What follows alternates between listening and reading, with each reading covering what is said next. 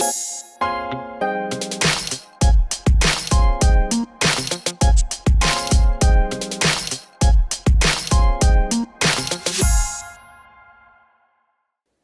3차 시입니다. 3차 시는 찬장문에도 부딪혀도 판장문에만 부딪혀도 발생하는 노인성 만성 경막하 출혈에 대해서 좀 알아보도록 하겠습니다. 경막하 출혈은 뇌출혈의 일종입니다. 뇌출혈의 일종인데 앞에 만성이 붙었죠. 그러니까 오래됐대요. 출혈이 오래돼? 그건 좀 이상하잖아요. 그래서 이제 우리가 아셔야 된다는 생각이 좀 들고요. 그 다음에 앞에 노인이라는 말이 붙었네요. 아, 노인에게서 만성 경막하 출혈이 되나? 아, 좀 이상하다. 보통 경막하 출혈, 뇌출혈 그러면 급성으로 생각하기도 쉽고 누구에게나 젊은 사람, 나이 드신 분에게도 올 수 있는데 여기는 특정한 노인이라는 좀 얘기를 붙였잖아요. 그래서 아, 만성 경막하 출혈에 대해서 좀 무슨 특이점이 있겠구나라는 지금 생각이 드는 거죠. 고 마라도나입니다. 축구 선수죠. 굉장히 영웅적인 선수잖아요. 그 선수가 뇌출혈이 있었었대요. 자, 그래서 뇌출혈 때문에 수술을 했는데 의사가 뭐라고 그러냐면 가벼운 충격을 받아 생긴 만성 경막하 출혈에 기인한 뇌출혈인 것 같다. 이렇게 얘기를 하고 있어요. 그러니까 가벼운 충격을 해도 뇌출혈이 생기거나 무서운 거죠.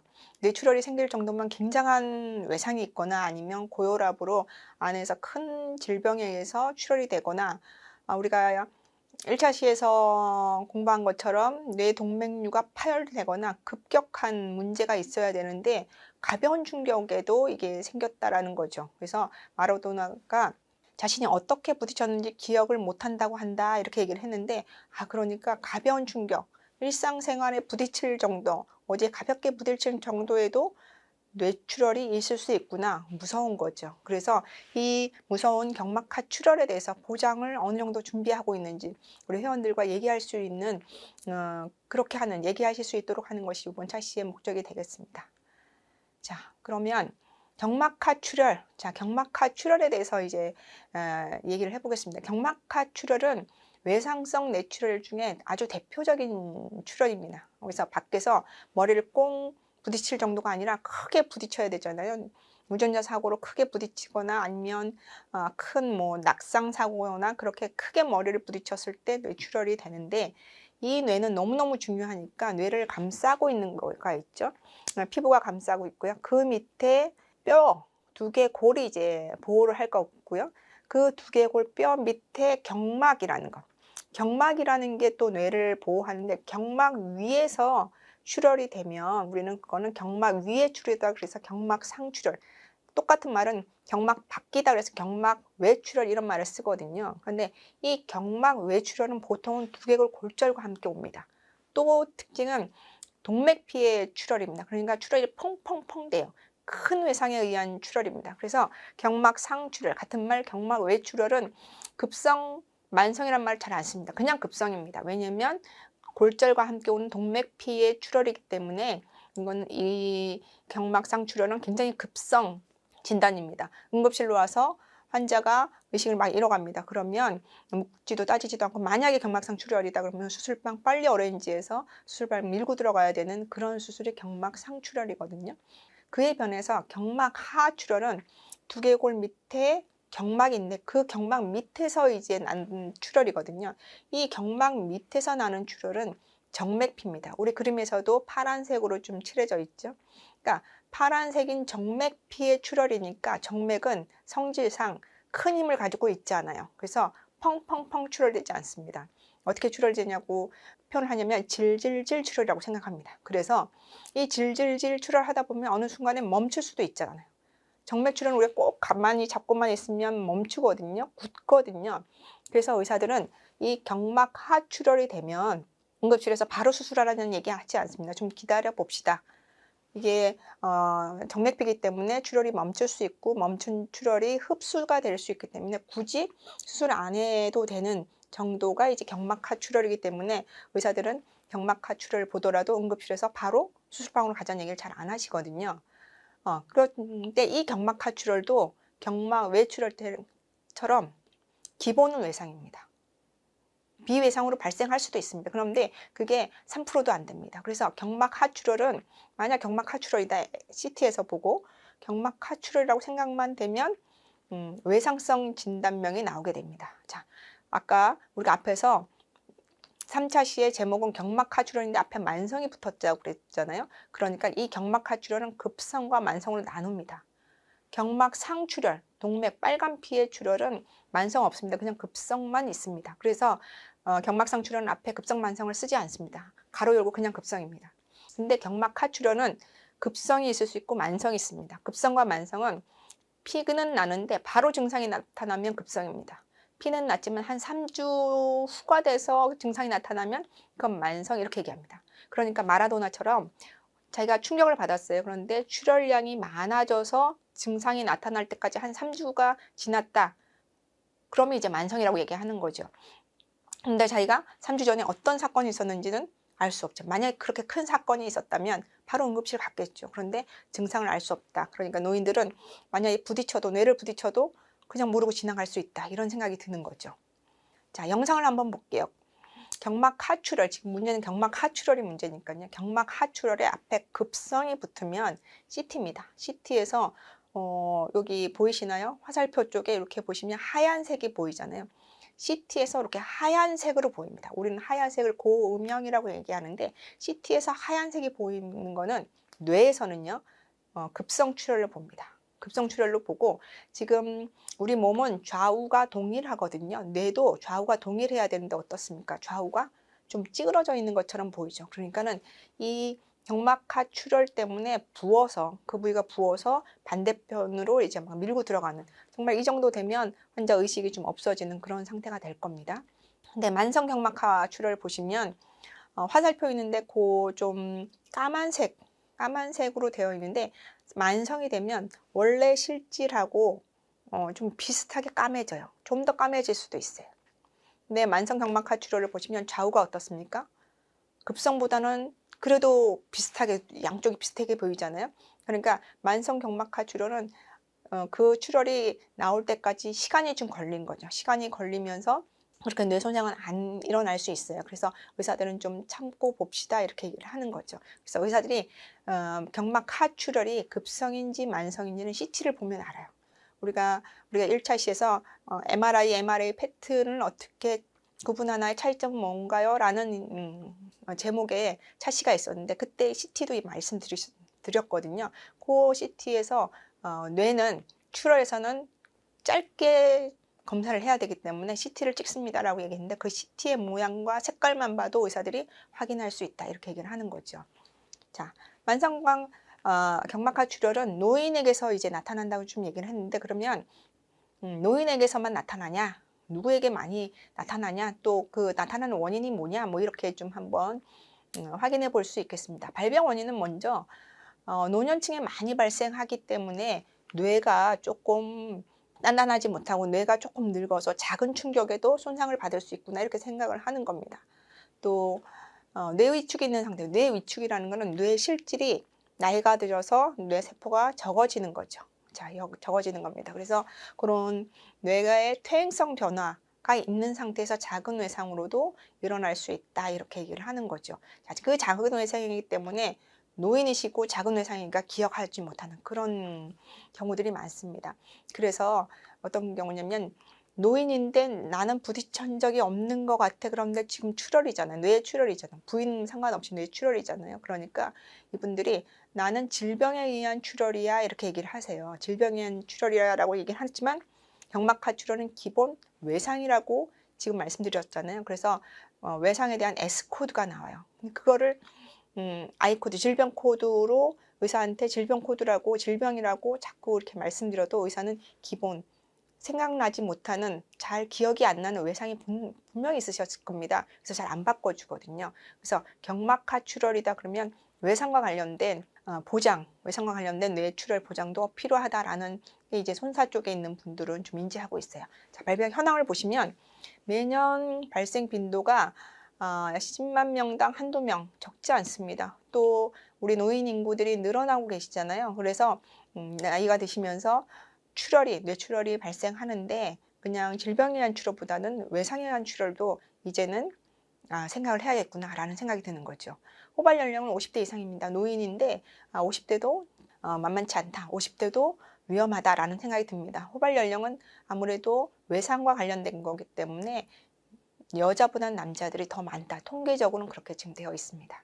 자, 의심되는 증상. 지금 만성은 출혈이 나서 3주 이후에 증상이 나타난다라고 말씀드렸잖아요. 그러니까 그럼 그 증상은 도대체 뭐냐라고 이제 물어보실 수 있는데, 보통 출혈이 되기 시작해서 3주까지는 증상이 없다라고 말씀했기 때문에 증상이 없습니다. 증상 없다. 증상이 없는데 만약에 증상이 나타나면 보통 뇌출혈은 풍이라고 하죠. 중풍. 그래서 편마비가 일어나는데 요 경막하 출혈은 편마비가 나타나기도 하지만 정신착란 또는 기억력 장애 이런 것들이 좀 먼저 나타나요. 그래서 이상해, 깜빡깜빡해, 머리 아파, 자꾸만 뭘 떨어뜨리는 건 편마비이긴 하지만 그게 굉장히 약하게 오죠. 그래서 조금 질병에 의한 뇌출혈보다는 증상이 좀 달라질 수 있다는 거 의사들이 얘기를 합니다. 자, 수술입니다. 자, 수술은 어떻게 하냐면 일단은 자연 치유되기를 기다린다라고 말씀드렸어요. 자연 치유되기를 기다립니다. 기다리는데도 출혈이 멈추지 않아요. 그럴 수 있죠. 출혈은 어떻게 될 수 있는지 모르니까 출혈이 진행돼요. 그리고서는 환자가 의식도 오락가락하세요. 어느 때는 말짱했다가 어느 때는 의사가 누군지 모르고서 의사한테 막 소리 지르시다가 막 이렇게 왔다 갔다 하면 의사들이 판단을 하세요. 아, 수술해야 되겠다, 수술하지 말아야겠다. 근데 수술을 한다. 자, 그러면 수술을 하세요. 수술을 하면 그 출혈 있는 부위만 그 출혈만 빼내면 되잖아요. 그래서 천두술이라는 걸 할 수도 있습니다. 만약에 모여 있으면 출혈이 모여 있으면 천두술은 머리를 이제 열 때 구멍을 하나 뚫는 겁니다.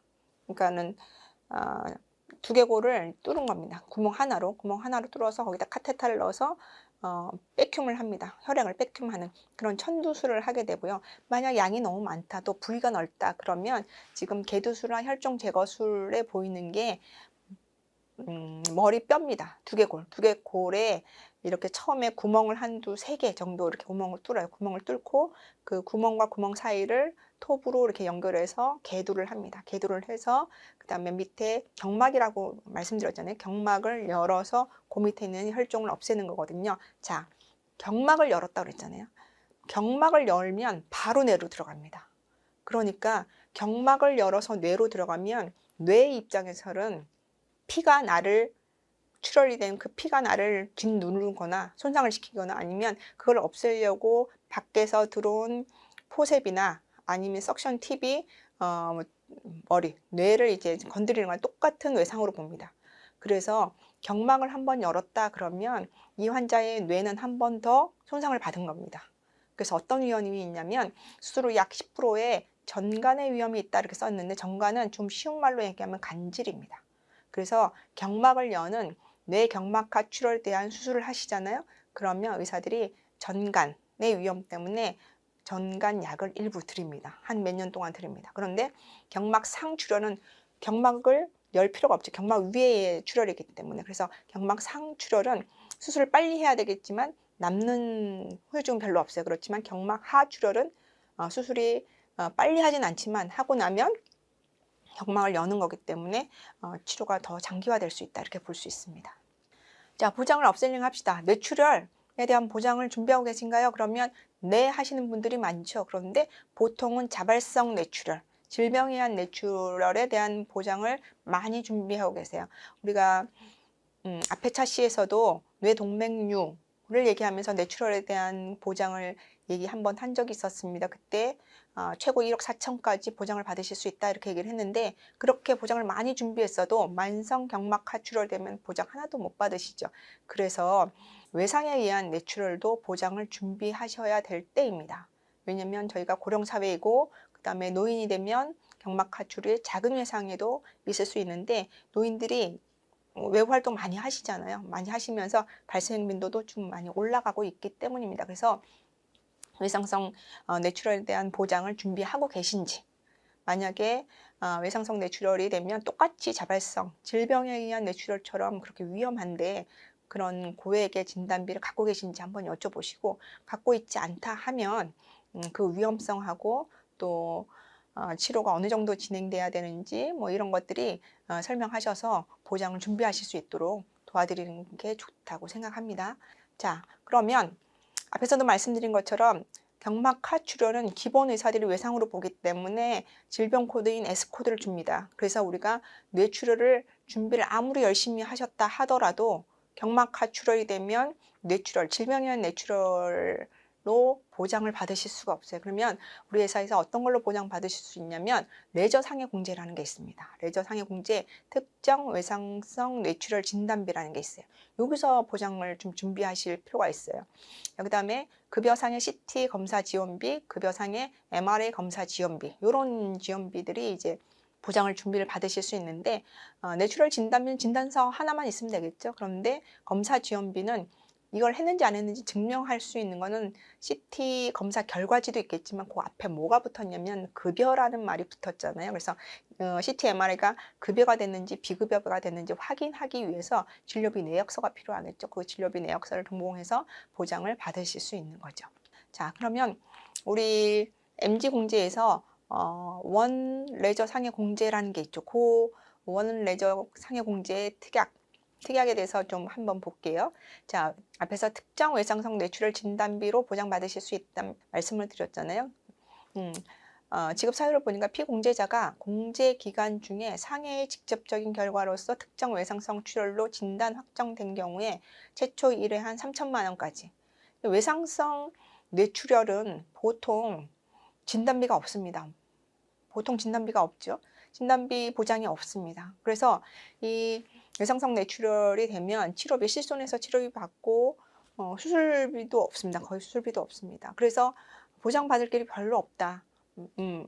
만약에 보장받겠다 그러면 상해장애로 좀 보장을 받는데 요즘은 치료 잘 하시고 나면 장애 하나도 안 남는 경우가 있을 수 있거든요.